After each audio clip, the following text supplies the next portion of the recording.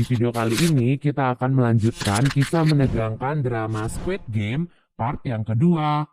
Pada part kali ini, kita akan diperlihatkan pada Gi-hun dan teman-temannya yang masih harus terus berjuang melakukan apapun agar bisa bertahan di dalam permainan yang lebih gila dan mematikan. Sebelum kita ke alur ceritanya, jangan lupa untuk like, komen, subscribe, dan nyalakan loncengnya ya guys. Tanpa berlama-lama lagi, yuk langsung aja kita ke alur ceritanya. Part kedua kali ini dimulai dengan diperlihatkan para peserta yang berhasil menyelesaikan tantangan gulali sebelumnya. Setelah lelah bermain, para peserta pun diberikan cemilan untuk masing-masing orang. Doksu, Miryong, dan para anak buah mereka merasa tidak puas dengan pembagian itu dan memilih untuk mengantri lagi agar bisa mendapatkan cemilan lagi. Tak disangka jumlah cemilan itu ternyata sudah disesuaikan dengan jumlah pesertanya. Jadi karena perbuatan Doksu dan anak buahnya, beberapa peserta pun tidak mendapatkan bagian cemilan. Seorang peserta yang tidak mendapatkan bagian lantas mengamuk dan mencoba melawan Doksu. Namun sayangnya ia malah dihajar oleh Doksu sampai tewas. Semua peserta yang menonton kejadian itu pun sangat terkejut dan meminta panitia untuk melakukan sesuatu. Panitia sama sekali tidak peduli dengan apa yang terjadi di luar permainan. Yang ada mereka malah menampilkan bahwa dengan tereliminasinya seorang peserta, maka hadiah uangnya akan semakin bertambah. Tak disangka hal itu pun membuat Doksu dan para anak buahnya menjadi berpikir untuk membunuh peserta lain agar saingan mereka menjadi berkurang. Tanpa sadar, para peserta pun mulai terbagi menjadi beberapa kubu. Mereka pun saling bekerja sama untuk mempertahankan anggota-anggota di dalam kubu mereka. Di waktu yang sama, terlihatlah seorang peserta yang sedang melakukan sesuatu dengan beberapa panitia secara rahasia. Rupanya peserta itu adalah seorang dokter dan beberapa panitia di sana melakukan suatu kejahatan yang tidak diketahui oleh sang penyelenggara. Jadi, para panitia itu melakukan jual beli organ para peserta yang sudah mati dan si dokter ditugaskan untuk mengambil organ-organ mereka dengan imbalan ia akan diberikan informasi tentang permainan selanjutnya yang akan mereka mainkan. Dengan mendapatkan informasi tersebut, si dokter bisa mempersiapkan dirinya terlebih dahulu sebelum permainan itu dimulai. Pada malam harinya, seperti biasanya, lampu ruangan mereka akan dimatikan agar mereka bisa beristirahat. Namun kesempatan itu malah digunakan oleh Doksu dan anak buahnya untuk membunuh para peserta di dalam kegelapan. Malam mengerikan itu dipenuhi dengan teriakan kesakitan dan darah di mana-mana. Ditambah lagi dengan keadaan yang gelap gulita, mereka pun menjadi kesulitan untuk menyelamatkan diri. Gi-hun, Sang-woo, dan Ali pun langsung bergerak untuk menyelamatkan kakek Ilnam. Namun mereka tak bisa menemukan kakek Ilnam di kasurnya. Ternyata kakek Ilnam sudah lebih dulu menyelamatkan diri dengan pergi ke tempat yang paling atas. Dari posisinya itu, ia berteriak meminta para peserta untuk berhenti saling membunuh satu sama lain. Di saat itulah para panitia pun datang dan mengamankan situasi. Ruangan itu terlihat sangat berantakan dengan mayat yang berserakan. Mayat-mayat itu kemudian dibersihkan dan dipindahkan oleh panitia tersebut.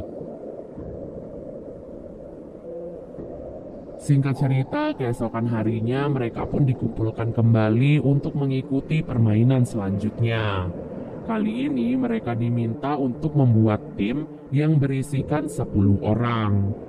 Si dokter yang sudah mengetahui permainan pun sengaja memilih Doksu dan anak buahnya sebagai timnya karena permainan yang akan mereka mainkan adalah tarik tambang. Sementara Gi-hun dan peserta lain yang tidak tahu apapun memilih teman-teman terdekat mereka dengan random. Bahkan tim Gi-hun dipenuhi oleh 3 wanita dan 1 kakek-kakek. Alhasil, tim itu pun menjadi sasaran empuk bagi tim lainnya. Tak Tarik tambang yang akan mereka mainkan bukanlah tarik tambang biasanya. Mereka akan bertanding di atas ketinggian sehingga salah satu tim yang kalah pastinya akan jatuh dan tewas.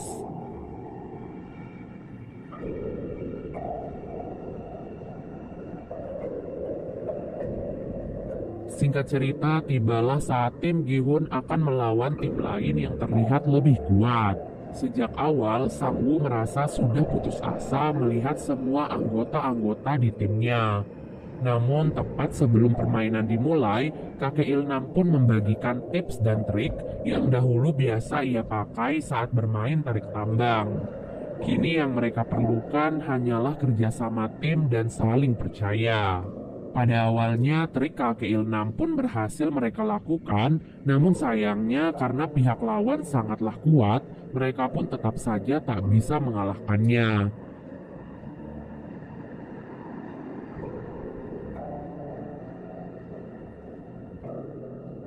Sampai di detik-detik terakhir, Sang Woo pun memimpin para anggota tim untuk melakukan langkah berani.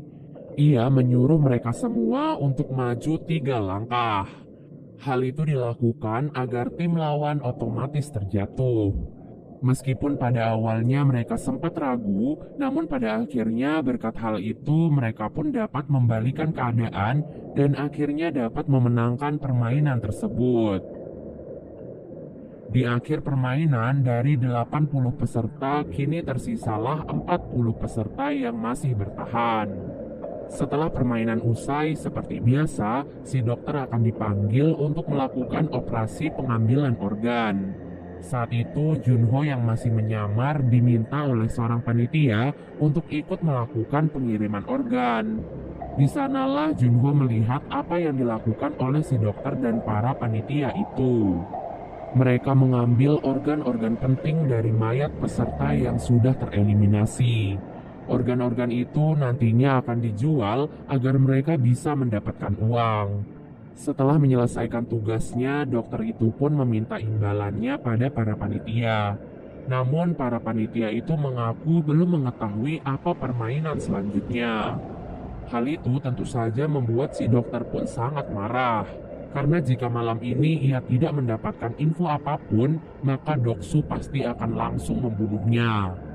Dengan pisau operasinya, ia pun langsung membunuh seorang panitia dengan brutal. Setelah itu, ia pun keluar dan kabur dari ruangan labirin tersebut dan dikejar oleh seorang panitia. Sampai akhirnya mereka pun tiba di ruangan permainan sebelumnya. Di sana si panitia mencoba menenangkan si dokter karena ia tak ingin frontman atau si penyelenggara mengetahui rahasia mereka. Namun sayangnya keributan itu pun langsung diketahui oleh frontman. Tak ingin membuang waktu, ia pun langsung membunuh si panitia itu dan juga si dokter. Frontman sebenarnya tidak peduli dengan kejahatan yang mereka lakukan di belakangnya.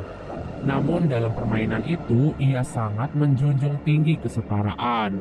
Ia tak ingin ada peserta yang diperlakukan spesial di sana.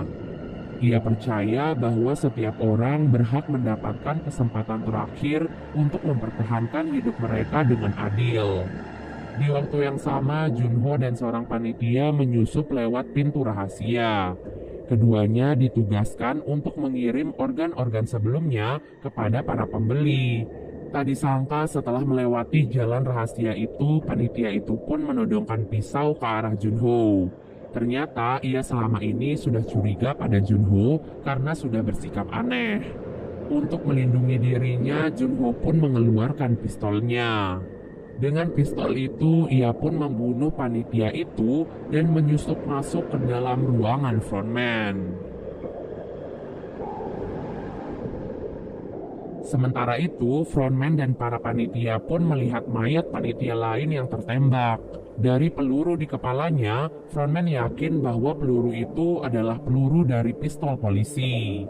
Alhasil, ia pun segera mengerahkan semua panitia untuk mencari penyusup tersebut. Sementara itu, Junho yang menyusup ke dalam ruangan frontman mencoba untuk mencari tahu informasi tentang kakaknya. Dari puluhan berkas-berkas di sana, ia pun menemukan fakta bahwa kakaknya memang pernah menjadi peserta dalam permainan tersebut. Setelah itu, waktu permainan selanjutnya pun tiba. Dalam perjalanan menuju ke ruangan permainan, mereka pun diperlihatkan mayat si dokter dan mayat panitia-panitia yang lain. Mereka secara resmi meminta maaf, sekaligus mengingatkan bahwa hal itu akan terjadi pada mereka jika mereka berbuat curang. Pada permainan kali ini, mereka diminta untuk berpasangan 2 orang. Karena jumlah peserta saat ini 39, itu artinya akan ada 1 orang yang tidak memiliki pasangan. Saat itu tidak ada satupun peserta yang mau berpasangan dengan kakek Ilnam. Mereka takut jika di permainan kali ini akan membutuhkan kekuatan. Karena merasa kasihan, Gihun pun memutuskan untuk berpasangan dengan kakek Ilnam. Pada akhir pemilihan pasangan, tersisalah Miryong yang tidak mendapatkan pasangan. Karena hal itu, ia pun dibawa oleh para panitia ke ruangan lainnya. Di ruangan permainan, masing-masing peserta diberikan 1 kantong yang berisi 10 kelereng. Dalam waktu 30 menit, peserta yang mendapatkan 20 kelereng di akhir permainan akan dinyatakan menang.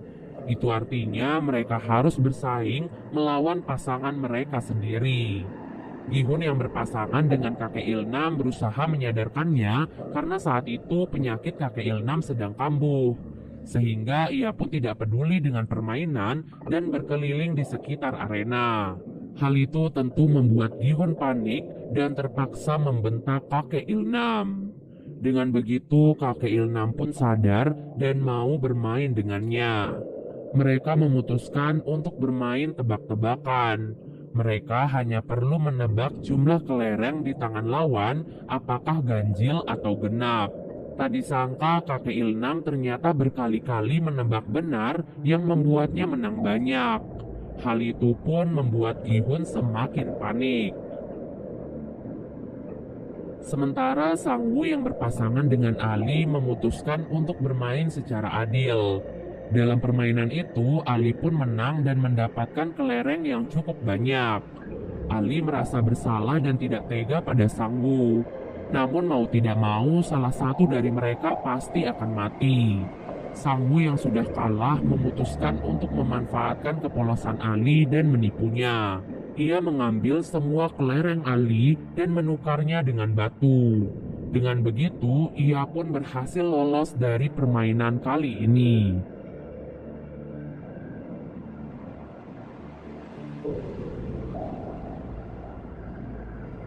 Di sisi lain, Sebyok yang berpasangan dengan seorang wanita bernama Jiong memilih untuk menghabiskan 30 menit mereka untuk mengobrol.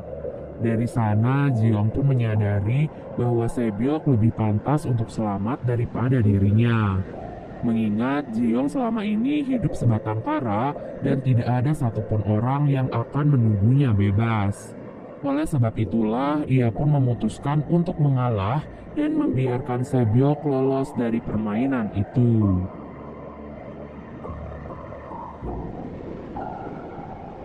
Kembali kepada kakek Ilnam dan Gihun. Saat itu kelereng Gihun hanya tersisa 1. Itu artinya tinggal 1 langkah saja kakek Ilnam akan berhasil menang dalam permainan kali ini. Tak disangka Gihun salah menebak pada kesempatan terakhirnya. Namun karena penyakitnya, kakek Ilnam pun lupa apa tebakan dari Gihun. Karena hal itu, Gihun pun mengganti tebakannya sehingga ia pun berhasil menang.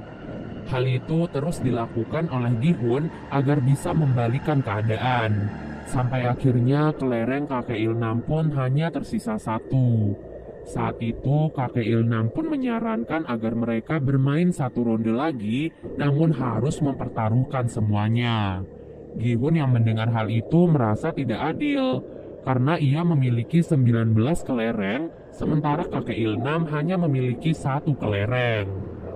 Mendengar hal itu, kakek Ilnam pun berkata bahwa selama permainan tadi, ia tahu bahwa dirinya telah dibodohi oleh Gihun. Namun, ia sengaja membiarkan Gihun melakukan hal itu. Gihun yang mendengar hal itu pun merasa sedih dan bersalah.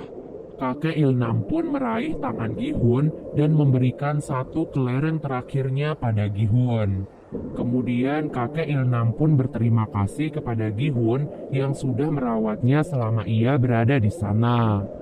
Dan berkat Gihun juga kakek Ilnam merasa bahagia di sisa-sisa terakhir hidupnya. Tepat setelah mengatakan hal itu, waktu pun habis. Kakek Ilnam, Ali, dan yang lainnya pun dinyatakan tereliminasi dan ditembak hingga tewas. Dan part kedua pun akhirnya selesai. Makasih banyak ya guys sudah nonton alur cerita kali ini. Dan kalau kalian penasaran buat part selanjutnya, jangan lupa untuk komen sebanyak-banyaknya ya. Sampai jumpa, bye!